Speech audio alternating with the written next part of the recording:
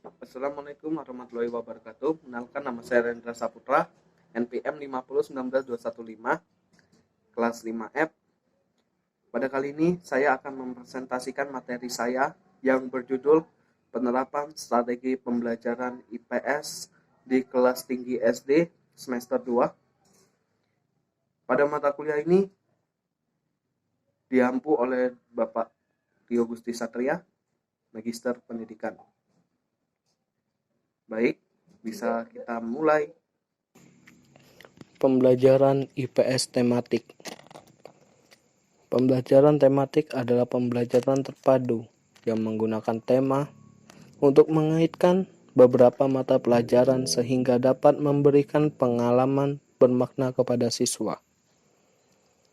Pelaksanaan pembelajaran dengan memanfaatkan tema akan diperoleh beberapa manfaat, yaitu 1.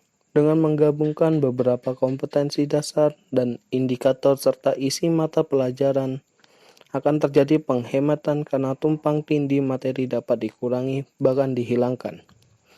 2.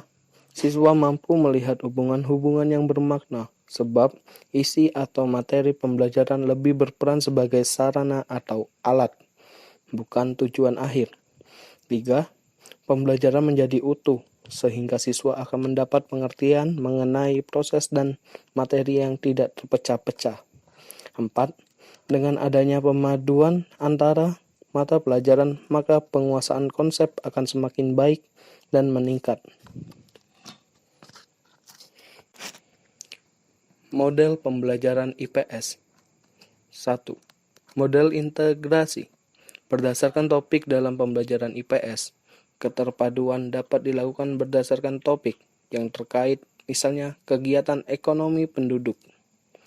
2. Model integrasi berdasarkan potensi utama keterpaduan IPS dapat dikembangkan melalui topik yang didasarkan pada potensi utama yang ada di wilayah setempat. Sebagai contoh, potensi Bali sebagai daerah tujuan wisata. 3. Model integrasi berdasarkan permasalahan model pembelajaran terpadu pada IPS. Yang lainnya adalah tenaga kerja Indonesia. Penerapan pendekatan tematik dalam pembelajaran IPS di SD. Tujuan pembelajaran IPS di sekolah dasar.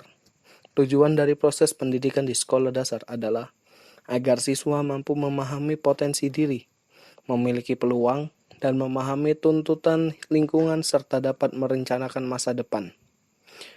Fungsi dari kurikulum IPS sekolah dasar adalah membentuk sikap rasional dan bertanggung jawab terhadap masalah-masalah yang timbul akibat interaksi antara manusia dan lingkungannya.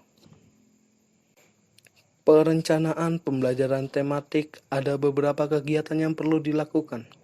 1. Pemetaan kompetensi dasar. 2. Pengembangan jaringan tema. 3. Pengembangan silabus. 4. Penyusunan rencana pelaksanaan pembelajaran atau RPP. Penilaian pembelajaran tematik. 1. Mengetahui pencapaian indikator yang telah ditetapkan. 2. Memperoleh umpan balik bagi guru untuk mengetahui hambatan yang terjadi dalam pembelajaran maupun efektivitas pembelajaran. 3. Memperoleh gambaran yang jelas tentang perkembangan pengetahuan, keterampilan, dan sikap siswa. 4. Sebagai acuan dalam menentukan rencana tidak lanjut, remedial, pengayaan, dan pemantapan. Baiklah, itu tadi presentasi dari saya. Bila terdapat kesalahan kata atau ucapan yang tidak menyenangkan, saya mohon maaf. Kepada Tuhan, saya mohon ampun. Saya akhiri. Wabillahi taufiq wal hidayah. Wassalamualaikum warahmatullahi wabarakatuh.